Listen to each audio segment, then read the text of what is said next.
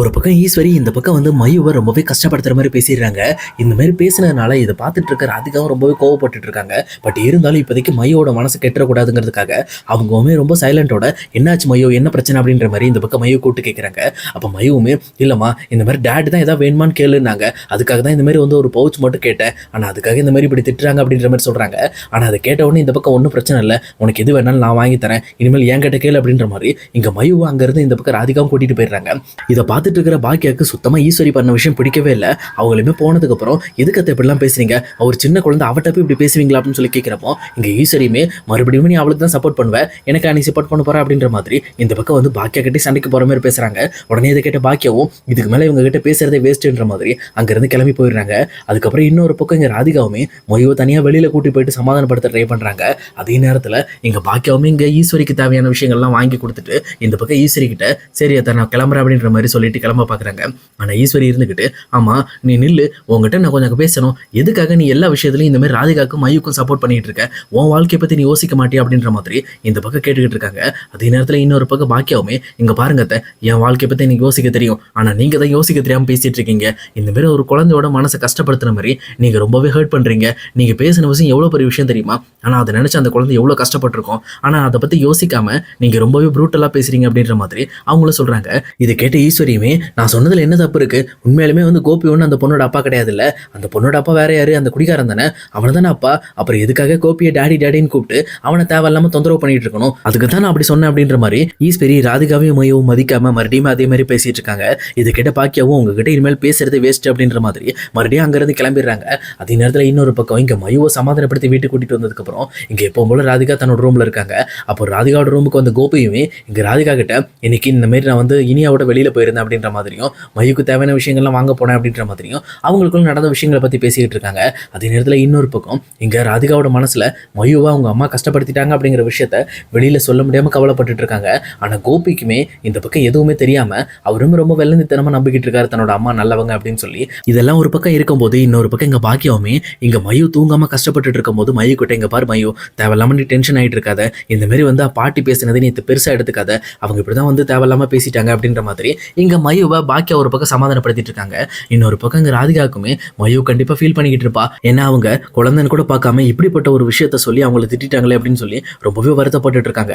இருந்தாலும் சரி நம்ம மயுக்கு சமாதானப்படுத்த போவோம் அப்படின்னு சொல்லிட்டு இங்கே பாக்கியாவோட ரூமுக்கு ராதிகாவும் வராங்க. அங்கே கரெக்டாக இந்த பக்கம் வந்து கதவை திறந்து பார்க்கும்போது இங்கே மயு எப்பவும் போலே அழுதுட்டு இருக்காங்க. ஆனால் மயுவை சமாதானப்படுத்துறதுக்காக இங்கே பாக்கியாவும் ட்ரை பண்ணிட்டு இருக்காங்க. கவலைப்படாத மயு, நான் இருக்கேன், அதெல்லாம் ஒன்றும் பிரச்சனை இல்லை அப்படின்ற மாதிரி இங்கே மயுக்கு ஆறுதல் சொல்கிற மாதிரி மயுவை பாக்கியா தன்னோட மடியில் படுக்க வச்சு இந்த பக்கம் ஆறுதல் சொல்லிட்டு இருக்காங்க. இதை பார்த்துட்டு இந்த பக்கம் வந்து ராதிகாவுமே, பரவாயில்ல இப்போதைக்கு பாக்கியாவது என் பொண்ணுக்கு ரொம்ப ஆறுதலாக இருக்காங்களே அப்படின்ற மாதிரி கொஞ்சம் சந்தோஷப்பட்டுட்டு சரி ஓகே அப்படின்ற மாதிரி அவங்களும் வெளியில் வராங்க. வந்தது மட்டும் இல்லாமல் ஹாலில் வந்து உட்காந்து ரொம்பவே ஃபீல் பண்ணிக்கிட்டு இருக்காங்க, இப்படி இந்த விஷயத்தில் ஹேண்டில் பண்ண போகிறேன் அப்படின்னு சொல்லிட்டு ரொம்பவே கவலைப்பட ஆரம்பிக்கிறாங்க. அதே நேரத்தில் இன்னொரு பக்கம் அங்கே ஈஸ்வரியுமே எப்பவும் போல இந்த பக்கம் வந்து நைட்டு தண்ணி குடிக்கிறதுக்காக கீழே வராங்க.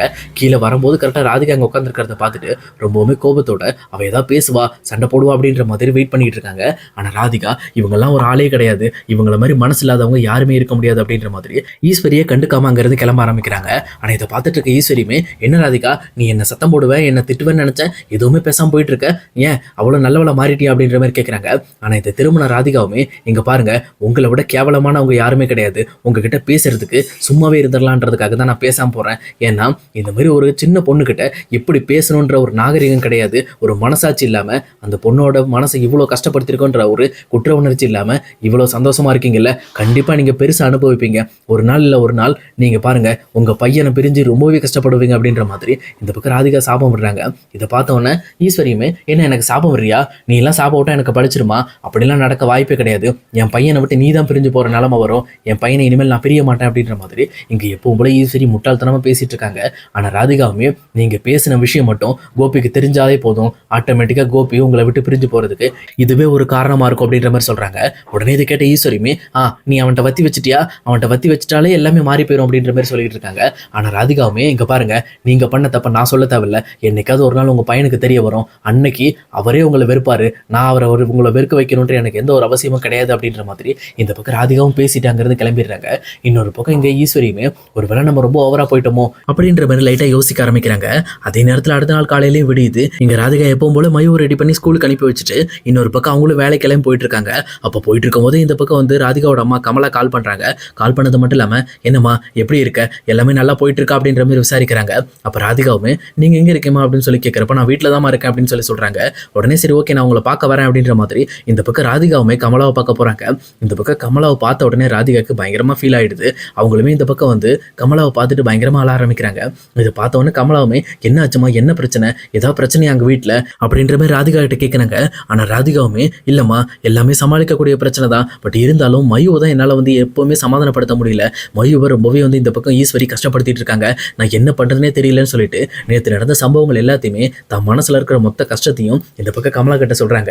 இதை கேட்ட கமலாவுமே, எனக்கு தான் தெரியுமே அந்த ஈஸ்வரி தான் மனசாட்சியே இல்லாதவன்ட்டு, அவளுக்கு ஒன்று தேவை அப்படின்னா அவள் எந்த நிலைமையில வேணாலும் இறங்கி யாரை வேணாலும் ரொம்பவே கஷ்டப்படுத்துவா. அவளை பற்றி தெரிஞ்சுக்கிட்டு தான் நான் அவள் கூட இருக்கக்கூடாது அப்படிங்கிறதுக்காக தான் நானுமே அவங்ககிட்ட சொல்லிட்டு இருப்பேன். இப்போ கடைசி வரைக்கும் நீ அவ கூட இருக்கிற மாதிரி ஒரு நிலைமை வந்துச்சுன்னா நீயும் மையும் ரொம்பவே ஜாக்கிரதையாக இருக்கணுமா, அவள் ரொம்பவே கேடுகாரி அப்படின்ற மாதிரி கமலா வந்து ராதிகாட்ட சொல்லிட்டு இருக்காங்க. இது கேட்ட ராதிகாவுமே, எல்லாம் சமாளிச்சுக்கோமா, அவருக்கு மட்டும் இந்த விஷயம் தெரிஞ்சிச்சுன்னா கண்டிப்பாக அவங்க அம்மா கிட்ட சண்டை போட ஆரம்பிப்பாரு, அவருக்கே அந்த விஷயம் தெரியட்டு இருந்தால் நான் சொல்லாம விட்டுட்டேன் அப்படின்ற மாதிரி சொல்கிறாங்க. ஆனால் கமலாவுமே, இங்கே பாரு ராதிகா, உனக்கு நடக்கிற விஷயங்கள் எல்லாத்தையுமே நீ முடிஞ்ச அளவுக்கு கோபி கிட்ட சொல்லு, மாப்பிள்ளை கிட்ட நீ சொன்ன அப்படின்னா கண்டிப்பாக அதுக்கான ஸ்டெப் அவர் எடுப்பார். நீ எதுவுமே சொல்லாமல் உனக்குள்ளே வச்சிருந்தேன்னா இந்த ஈஸ்வரியை அடக்கவே முடியாது. அப்புறம் எப்போ பார்த்தாலும் உங்ககிட்ட பிரச்சனை பண்ணிகிட்டே இருப்பா. உங்ககிட்ட பிரச்சனை பண்ணாலும் பரவாயில்ல, நீ இல்லாத நேரம் மயூட்ட பிரச்சனை பண்ணிட்டு இருப்பா. நீ முதல்ல வாயை திறந்து நடந்த விஷயத்தெல்லாம் மாப்பிள்ளைகிட்ட போய் சொல்லு அப்படின்ற மாதிரி சொல்கிறாங்க. உடனே ராதிகாவுமே சரி அப்படின்ற மாதிரி சொல்லிட்டு அங்கேருந்து எப்போ போல தன்னோட வேலைக்கு மூவ் ஆகிறாங்க. ஆனால் அதே நேரம் இன்னொரு பக்கம் கமலாவுமே ஒரு முக்கியமான முடிவு எடுக்கிறாங்க.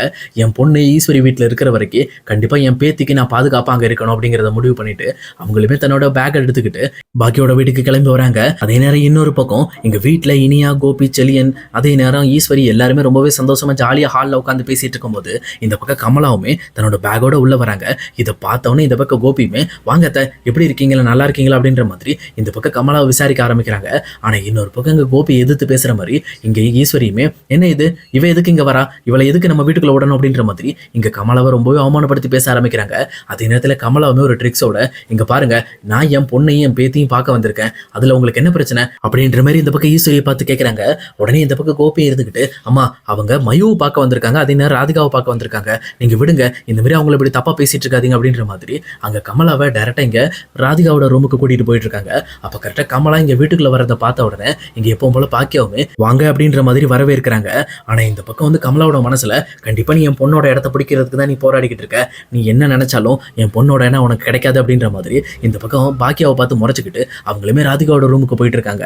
இன்னொரு பக்கம் இங்கே பாக்கியாவோட வீட்டில் பிரச்சனை மேலே பிரச்சனை ஏறிக்கிட்டு இருக்கு.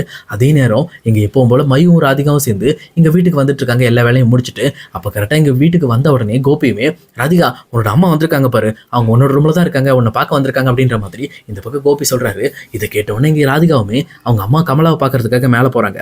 அங்கே போனவொடனே, என்னாச்சுமா, நீ எதுக்கு இங்கே கிளம்பி வந்த அப்படின்னு சொல்லி கேட்குறப்போ, நீயும் மையும் இந்த வீட்டில் இருக்கிற வரைக்கும் நானும் உங்க கூட தான் இருப்பேன், ஏன்னா நீ இல்லாத நேரத்தில் கண்டிப்பாக மையுக்கு ஒரு கார்டியன் தேவை, அது நானாக இருப்பேன் அப்படின்ற மாதிரி இந்த பக்கம் கமலா ஒரு முக்கியமான முடிவு எடுத்திருக்கிறத இந்த பக்கம் ராதிகாட்ட சொல்கிறாங்க.